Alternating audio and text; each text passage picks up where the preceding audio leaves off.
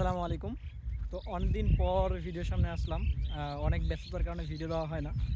তো আজকে বেসিক্যালি আসছি আমাদের আলুর জমিতে আসছি। অনেকদিন পর এদিকেও আসা। একটু কাজের জন্য খুব ব্যস্ত হয়ে পড়েছিলাম, তাই সেভাবে আর কি ভিডিও করা হয়নি। আর এইভাবে আর কি যে জমি জায়গাগুলো আছে বা সবগুলোতে আর কি যে বের হওয়া হয়নি আর কি, দেখা হয়নি কী খবর সবর। তো এখানে আলু ছিল, হ্যাঁ, যে আপনারা দেখতে পাচ্ছেন যে পুরোটা আলু ছিল। কালকে আমরা সবগুলো আলু তুলছি। আলহামদুলিল্লাহ মোটামুটি অনেক আলু হয়েছে, 120+। তো এখন আমরা এখানে বাদাম লাগাবো আর কি। আর বাকি আরও আলু তুলতেছে, হ্যাঁ, অন্য জমিতে। তো আমি আসলাম মাত্র। তো দেখবো আর কি কী অবস্থা, কীভাবে পানি দিচ্ছে। হ্যাঁ, মানুষ ছিল। আমি যদি আপনাদেরকে দেখাই,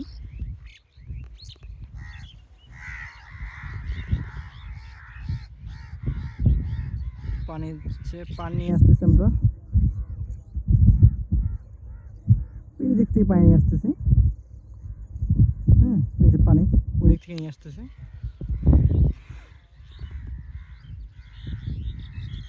এই হচ্ছে অবস্থা। এখানে বাদাম লাগাবো, এখন বাদাম আজকে মোটামুটি যদি পানি ভালো করে দেওয়া হয় তাহলে আশা করা যায় যে কালকে বা পরশু দিনের মধ্যে, হ্যাঁ, বাদাম লাগাই দেবো। চতুর্থ সাইডে কিন্তু ভুট্টা, আবার মরিচ, হ্যাঁ, আবার ওইদিকে ভুট্টা, হ্যাঁ, ওইদিকে আবার কলা, অনেক কিছুই আর কি। বাদাম গাড়ার মূল উদ্দেশ্য হচ্ছে যে যেহেতু আমরা আলু উঠাইলাম, আলু উঠাই কিন্তু জমিটা যেহেতু মাঝখানে, হ্যাঁ, রাস্তা অনেক দূরে। দূরে বলতে কি, এই যে রাস্তা ওইদিকে ভুট্টার ক্ষেত্রে পরে কোনো রাস্তা নাই গাড়ি ঢোকার মতো চাষ করার জন্য।